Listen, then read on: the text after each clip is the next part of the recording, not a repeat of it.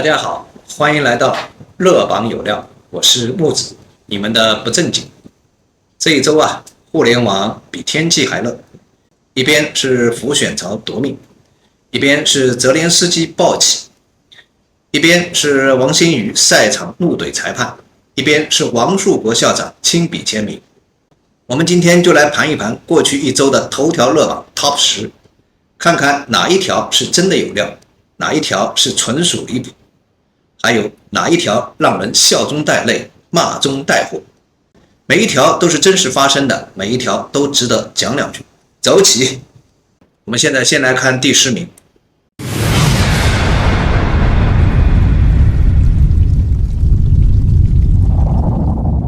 广东的热搜这2天又变成了病毒大片现场。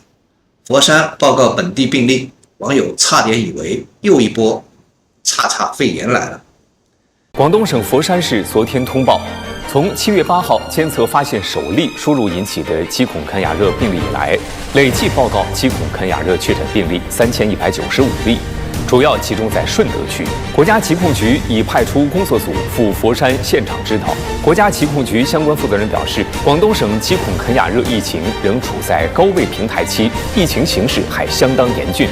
鸡孔肯雅热呢是由鸡孔肯雅病毒引起的，通过伊蚊，也就是俗称的花斑蚊叮咬传播的传染病。全球呢目前有119个国家和地区报告了本地传播。但来自河南的消息稍微缓了一口气，几十年才发现过一例，而且还是印度留学生带回来的。点评：虽然河南没啥事，但名字太吓人了。鸡孔肯雅热，你听听，像不像什么新型丧尸病毒的名字？不过别怕，它其实是种蚊子传播的病毒，重点传播在热带南方，北方朋友暂时安全。重点来了，别嘲笑佛山人，该喷的是蚊子。补一句互动，去年是登革热，今年是鸡孔肯雅热，那明年是什么热？你又最怕哪一种？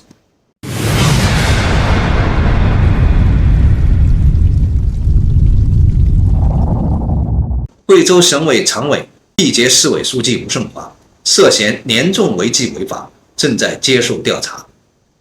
中央纪检委消息，贵州省委常委、毕节市委书记吴胜华因涉嫌严重违纪违法，目前正接受纪律审查和监察调查。吴胜华59岁，贵州都匀人，长期在贵州工作。2020年任贵州省副省长，2年后任贵州省委常委，4月兼任毕节市委书记。中央第12巡视组近日进驻贵州省，围绕党中央关于贵州省的功能定位和战略部署，紧盯权力和责任，紧盯一把手和领导班子，紧盯群众反映强烈的问题，着力查找政治偏差，推动解决突出问题。点评：中央纪委今年是连暑假都不放啊，一把手又双落着出事了。反腐常态化就是这个节奏，不看级别，只看动作够不够快。这条就不展开讲了。简单4个字，官帽飞了。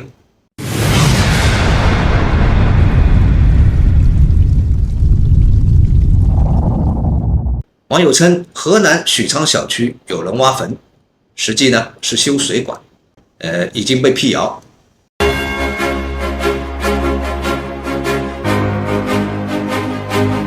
点评：真的，无中生有这事儿快成互联网的新日常了。你说修个水管竟能拍成盗墓大片，下一步是不是有人拿着铁锹进剧组？不过这也提醒了咱们，自媒体时代，有图不等于真相，有热度不等于有良心。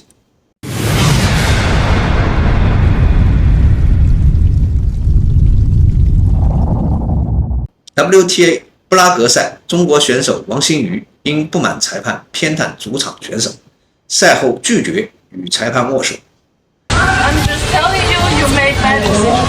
I don't want conversation with you.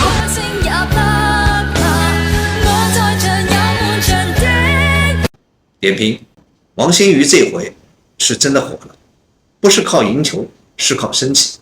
一向淡人设的他，这次终于爆发了。裁判偏到离谱，他直接怒怼加拒绝握手。网友炸锅，干得漂亮，不给脸的就别给手。国际赛场啊，很多时候不是技术之争，是气场之争，能赢还要赶云。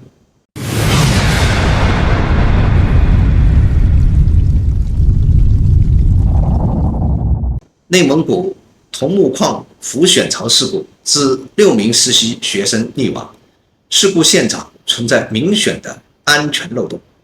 明明是3米深的浮选槽绞肉机，公告上却是意外溺亡，带队老师都截肢了，你还用受伤代替，亏你还是个央企。东北大学6名本科生在内蒙古矿业某选矿场参观学习时，因隔山板脱落坠入浮选槽，不幸身亡。如果你真正了解过浮选槽，就会明白那种绝望的感觉，人一旦掉落，就会同时受到浓稠矿浆、化学毒性和机械损伤等至少3重伤害。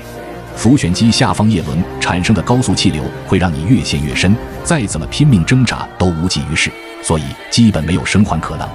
明明隔山板的使用寿命只有5年，而该企业的隔山板却8年不曾更换，23年被处罚后仍未整改，显然没把生产安全当回事。而可怜的6名大学生为企业的疏忽买了单，家长辛辛苦苦把孩子养大，孩子争气考上了知名985，结果却因为一场实习就失去了生命，这样的结果对于任何一个家庭来说都无法接受。点评：6条人命就这么没了，不是因为天灾，是因为格萨板脱落，管理混乱，流程不清。浮选槽不是游泳池，是化学降池，是搅拌机，是人间炼狱。你说学生站在上面参观，掉下去1分钟都活不了，这不是事故，是玩命。事故前10天，矿上刚开完安全会议，还宣称零事故，结果一翻车就彻底粉碎。安全生产这4个字，不是写在标语上，而是写在每个人的命上。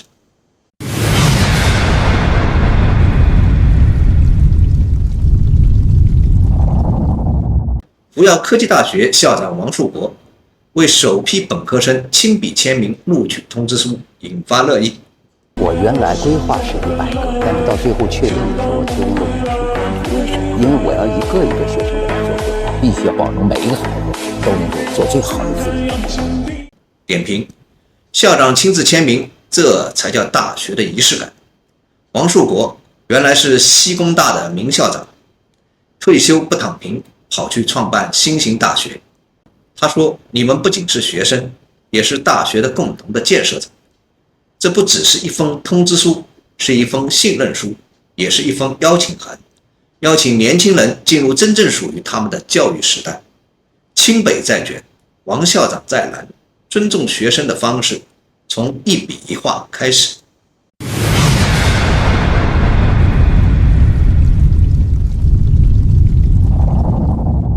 俄军突破红军村的防线，乌克兰局势紧张，泽连斯基疑似与西方出现裂痕。点评：泽连斯基最近有点猛啊，居然想甩掉欧美爸爸的监视器，把反腐部门给并入。这操作直接点燃了西方的怒火，传言说他要被搞颜色革命。乌克兰现在是外援断粮，兵源告急，还内斗内杠。俄乌打到今天，已经不再是战争片，而是大型的政治真人秀，看谁活得久，站得住，躺得下。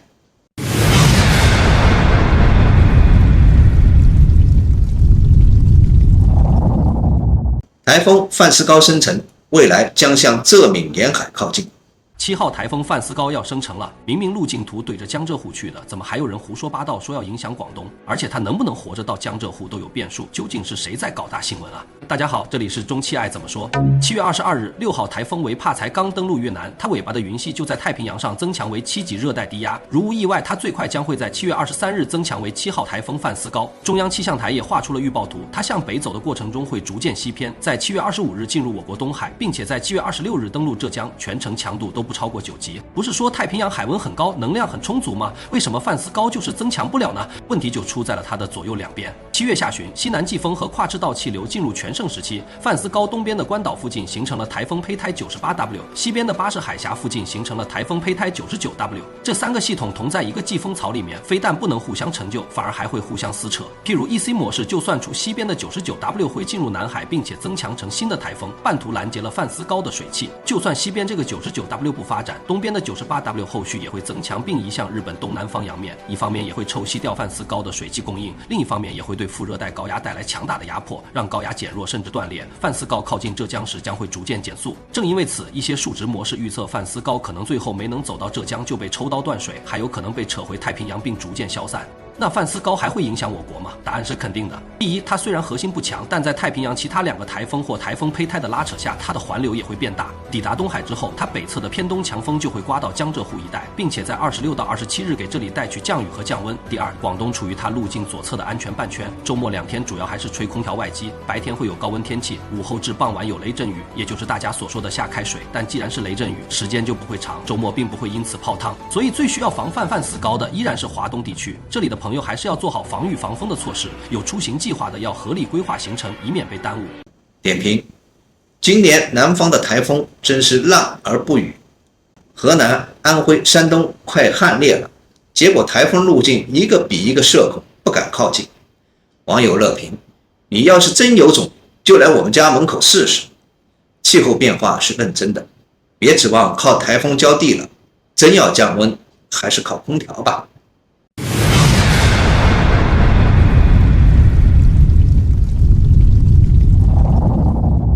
河南蔡女士称父亲意外去世，3位姑姑不通知她，私自分掉了其父的遗产。今年1月份，然后俺爸出了一场车祸，父亲过世，俺都不知道，我爷爷奶奶都不知道，我们连最后一面都没见到。爸立的这个遗嘱就是在他去世前2天立的，虽然有俺爸的这个本人签字，俺都可怀疑这个遗嘱的真实性。点评：这是现实版的3姑强暴，只不过抢的是遗产。父亲意外车祸身亡，女儿还没反应过来，姑姑们就火速开分，还搬出了一份所谓的遗嘱，说房子给2姑的儿子，银行卡姐妹平分。问题是车祸怎么立遗嘱？怎么只给亲妹不给亲闺女？财产能分，良心不能贪呐！这一出让网友都气炸了。第1顺位继承人是子女，报警吧！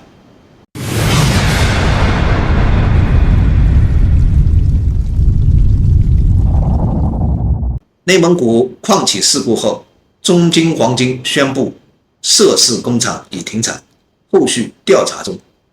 我现在所在的位置呢，是中国黄金集团内蒙古矿业有限公司乌鲁格土红木矿选矿场的内部。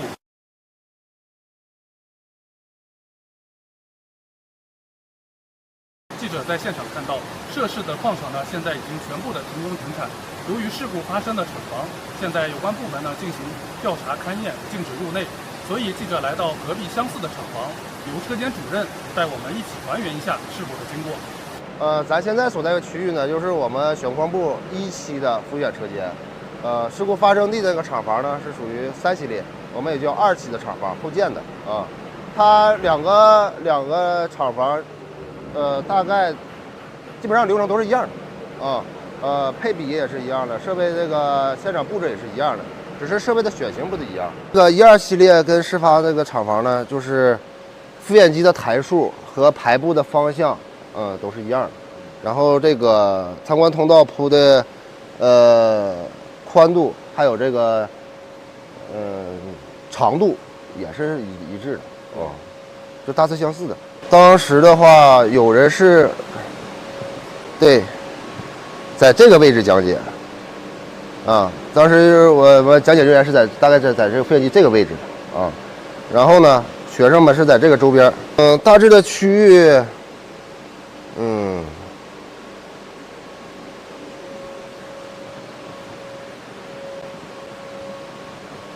应该是在这个位置，是2台复原机中间的位置。这是掉落的区域。对，就是甲钴嘛，就是相似比对比来说，对，大概就是这个区域。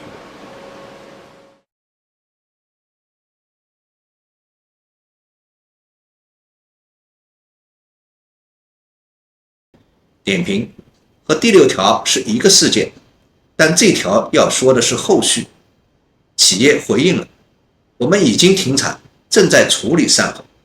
但说实话，这种回应太熟悉了，每次事故都说重视、悼念、调查、配合、整改、停产，下次呢？